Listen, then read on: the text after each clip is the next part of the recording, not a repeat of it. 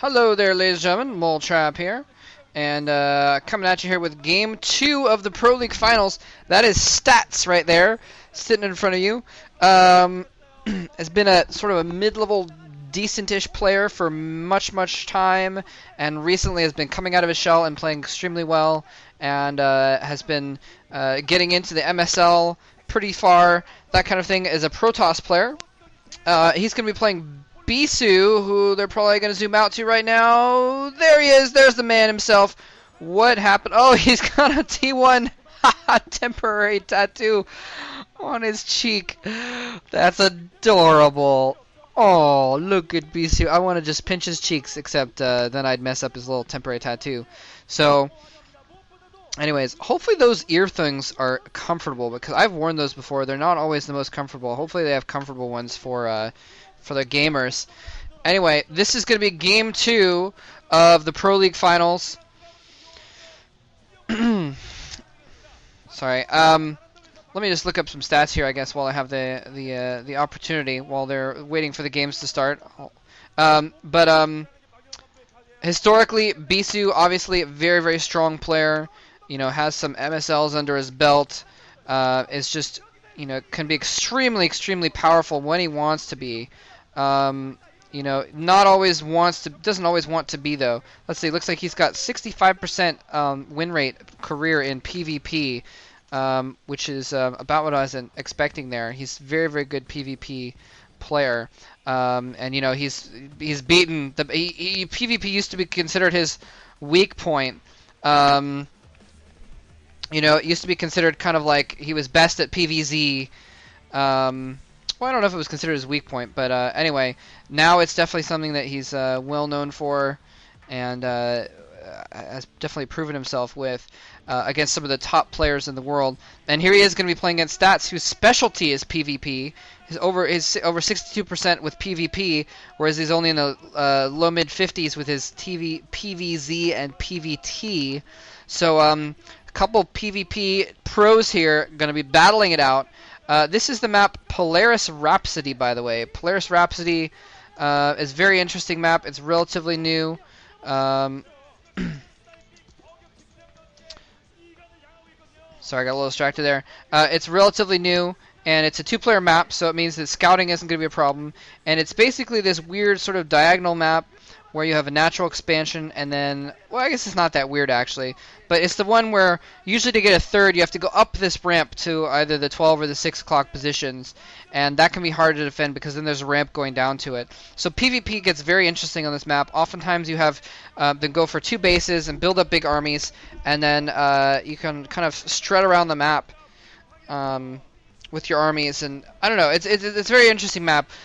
Speed shuttles can be very good on this map, because it's a small enough map, being not very wide, that you can kind of get your reaver back to your base pretty quickly if you need to, if you've gone for speed shuttles with reavers.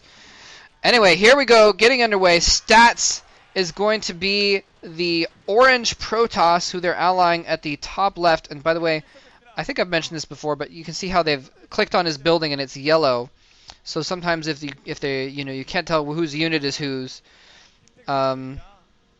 Which unit is whose, I guess would be the better way of saying that. Then if they'll click on them and the person they're not allied to, like Bisu right here, the outline, the circle is going to be red around their unit. So that's why they ally one player in the beginning, to differentiate that.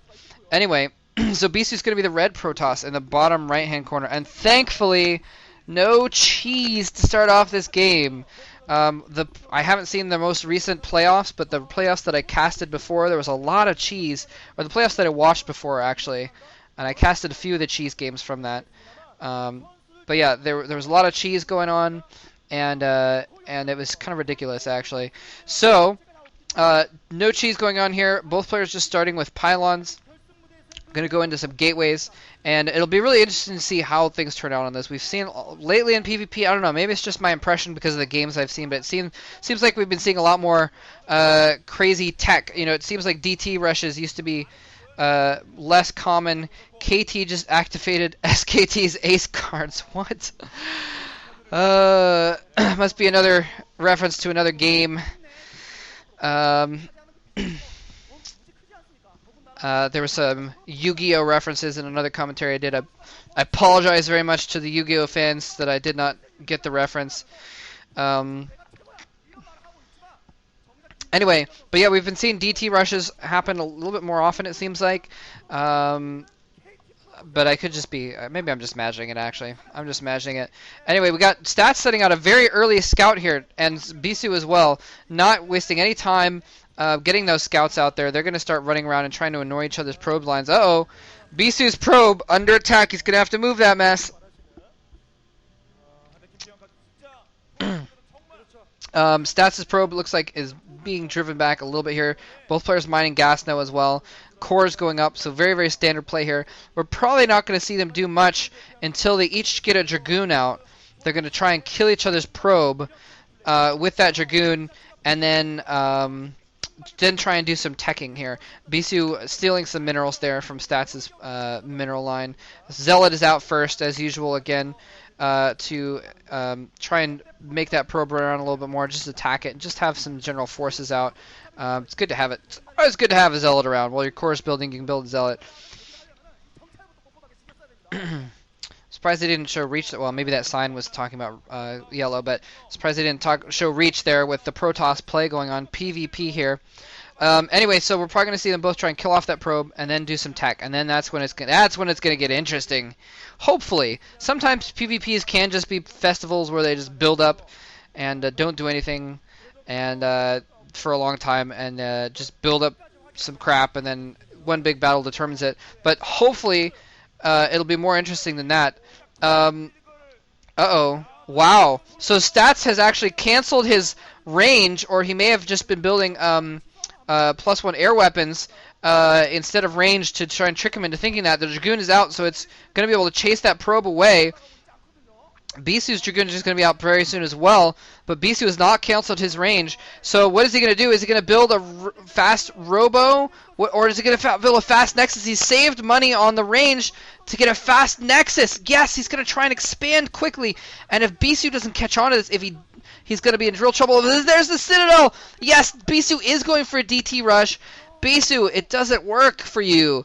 I've seen Bisu fail with DT rushes so many times, but he's going to do it anyways. But in this case, it's actually for the best, because now with that Nexus going up early, his Robo is going to be so much delayed. Well, not terribly delayed, actually. I mean, it's going to be out in time. Wait, what's going on? Do we see the Templar archives? There's the archives. Okay. Archives in the bottom right corner.